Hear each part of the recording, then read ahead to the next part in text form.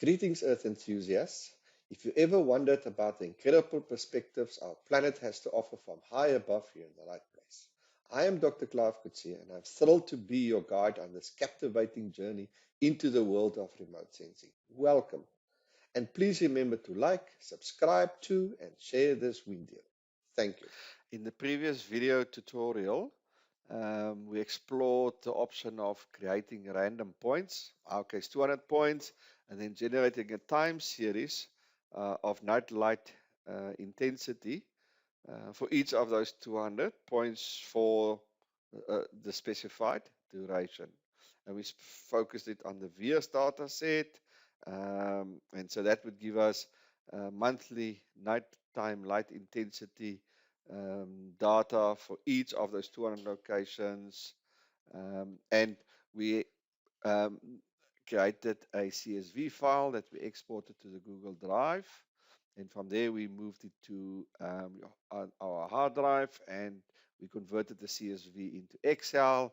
And Bob's your uncle. Now we have monthly nighttime light intensity data for each of those 200 random locations. So that is what we did. Now, in this particular tutorial, we're going to continue working with nighttime light data, but we're not going to present the data in its actual format, or we generate a modeled value based on its linear fit.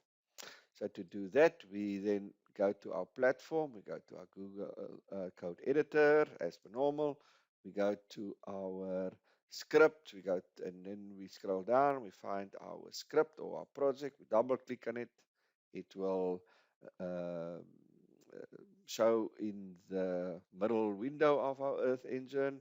And as I said, as a matter of course, my case, I always run and save it.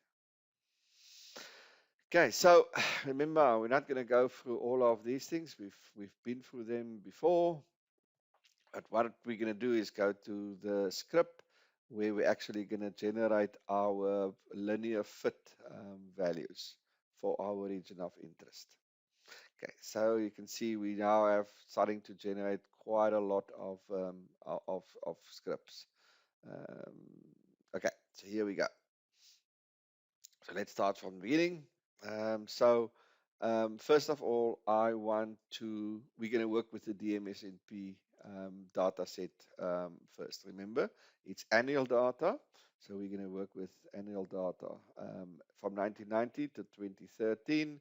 So that gives you 33 images over the period from 1990 to 2013, if I'm correct.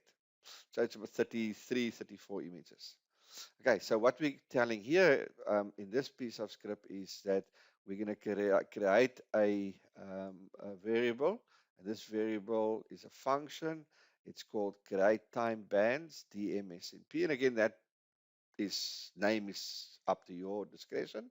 But anyway, we're going to say that this function starts from 1990 and it progresses on a yearly basis till the end.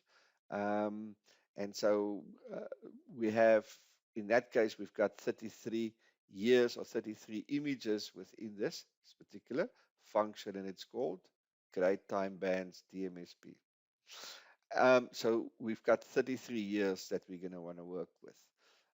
Then we specify the data set that we're going to work with. In this case, we're going to work with the DMSP. Obviously, we clip it. We're going to work with the average visualization, and we're going to overlay this image or this image collection with the 33 years that we've created, 33-year function that we've created here. Okay, so what we're telling the Earth engine now is via the code editors to say, okay, take these 33 images that we've created from this data set, and let's create a linear fit, meaning create one image, and that image will be created using the linear fit function or equation.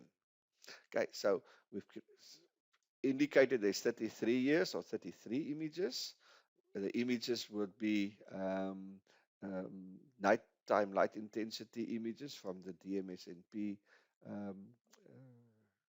data set. And we're going to take that 33 images and we're going to create a singular image, and we're going to create it using the linear fit function. Then we're going to display two images. We're going to display the first actual DMSP image, meaning that will be the 1990 actual image we're going to display. And then we're going to display the fitted image, which is the linear fit of all 33 images. Okay, so that's what we're now going to display. Additional to everything else that we've created so far, we're going to display the actual first um, um, DMSNP image, which is the 1990 image, and we're going to display the fitted image, which is the um, linear fit image of all 33 images, which basically the linear fit is generated through a standard regression equation where the actual uh, night light intensity values is the dependent variable and time is the independent or explanatory variable. So they just regress it, get a specific coefficient on time, and that coefficient is then used to generate the fitted um, nighttime light intensity value for each location. So what we have now is we have 33 individual and actual night light intensity values per location, and we've generated from that a fitted value, which basically is just that 33 regressed on time. Okay, once we've done that, and remember the DMSP is yearly data, so that's why we reference it as year. And this 1990 there is the beginning date, is the start date, and we're telling move um, with 1 year, 1 year period until the end, basically till 2013, gives us the 33. Okay, so we run it, and we created, remember we called it the stable lights first asset DMSNP. That's the actual 1990 image, that one there. And then we create a fitted image called the stable lights trend, which is basically that one there. Okay. And there's visualization parameters that you can shift around and so forth. And so you can play around with the visualization parameters. We run it, and what we get is basically two images. Let's make that smaller, make that bigger. And this is ultimately what we end up with. Let's just unselect the trend one. This is the 1990 DMSP image for my region of interest. Just basically the same as we generated right in the beginning. There was no calculations, no modeling, no nothing. This is as it is. Okay. So this is the first one of 33. Remember, there's 33 of these images. We're only displaying the first one. And this is the fitted image that we've now generated using time as the explanatory variable and the color visualization parameters that we've created, etc. So let's zoom in a little bit. So if we go down, you'll see that the color scheme is it's from the red and blues and then in greens in between. Okay, so just to make sure that we understand the what each color represents. So let's zoom into our familiar location, which is the Saldanha-Vredenburg area, which we know of two big cities, a port, and so forth. So let's first off look at it from the nightlight perspective. You can see, obviously, in this case, the gray scale, black is where there's very little lights, if any. And then the light gray, almost white areas is where there's very high nighttime light intensity. So if we overlay that with our fitted, you'll see that the yellow areas are locations where there's extensive night lights or where it's very, very high night lights. Black is where there's very little. and red is also where there's not too much, not light. Some, but not too much, as you can see. And blue is sort of in between, as you can see there. So um, obviously, just comparing the fitted um, um, image with the first image is not, it's a bit counterproductive because that fitted one is fitted of 33, so you can't just really compare it to, but just to get an idea of the color scheme and what the color scheme represents. So it actually presents the region of interest and its various locations in a fairly interesting manner. So this is a modeled value, a fitted value.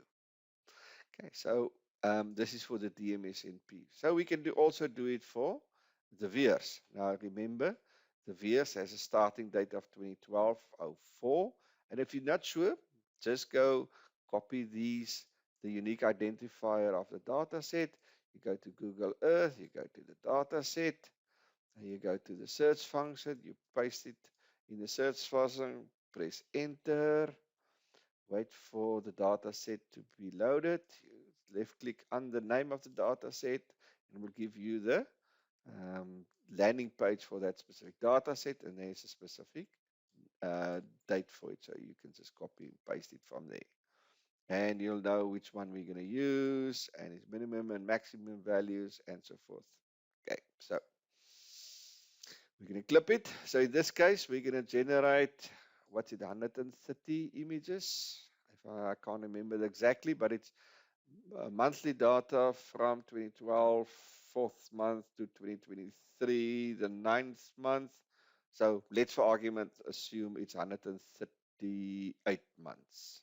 So that will give you 138 images.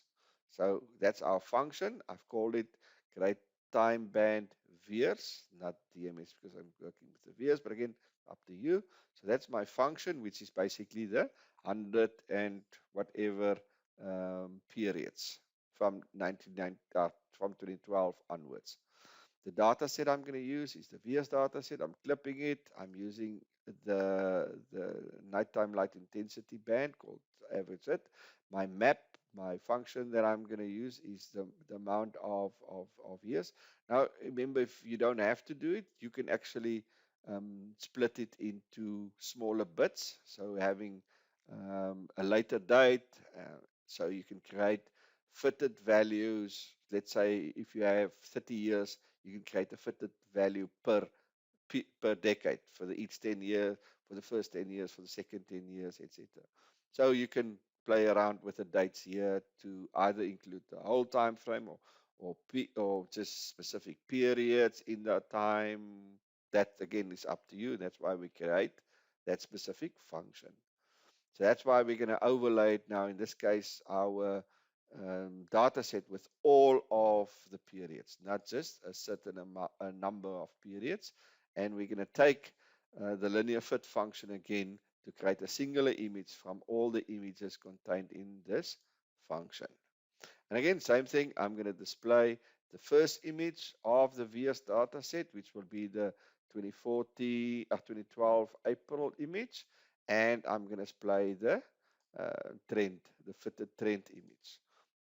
And I've kept basically my visualization parameters very similar, except I've changed remember the DMSNP, the maximum value is 63, whereas the VIIRS value, the maximum value is unlimited, but for argument's sake, I've used 200 because I doubt there's any locations within the ROI that will have a night light intensity DN of 200 or more. But I use the numbers, and again, you can play around with these parameters to see what fits you. Remember, again, make sure that there's no variables, no two variables that have the same name.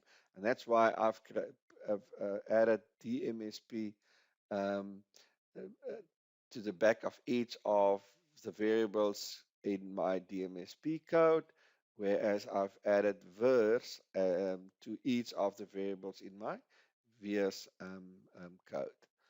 So that's just my way of differentiating between the variables. Otherwise, you may have clashes and it's going to throw the whole thing out. I run it again. Remember, you run and you save. Make sure. So let's go. I'm going to untick my DMSNP model. So I'm going to select my VIIRS models, which is now, remember, it's now based on the monthly data, monthly images starting from 2012, 2404, which is now um, used to generate based on time um, a fitted value. And I'm going to display both of them. Okay, so there they are. Let's zoom in again in our, let's make that a bit smaller again. Let's zoom in again into our familiar area. And let's first just look at the 2014 image. Remember, this is now the first image in that collection, which is the April 2012, sorry, 2012 collection. Just have a look. Where is it now? Yeah, 2012, yeah. So this is April 2012. And then I overlay that with my fitted value, which is based on the regressing time and the night light intensity. And let's just take a bit of time to open up. There we go. And there we go. So that is the fitted value. Based on that, 100 and whatever number of individual images contained in my VIIRS data set. So let's quickly just compare the two with one another. So that is my DMSNP fitted image, and that is my VIIRS fitted image. Just waiting for it to upload. Just hold on. Okay, so that is my trend, DMSP trend, night light intensity value. And that is my VIIRS trend, night light intensity value. And you can see the big difference between the two. Again, that's not because there's fundamentally any difference in the nighttime lights per se.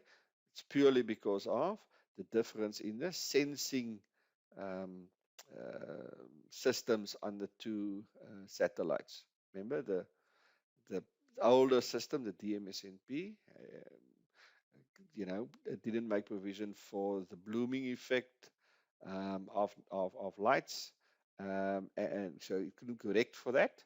And it also had a maximum of 63, whereas the VIIRS can correct for the blooming effect of light. So that's why you don't have that wide wide distribution of lights, but also there's no maximum number to the light intensity. Anyway, so yeah, so that's quite neat to be able to do, in the sense that it is you're now able to present not just the actual values, but also to a large degree some fitted or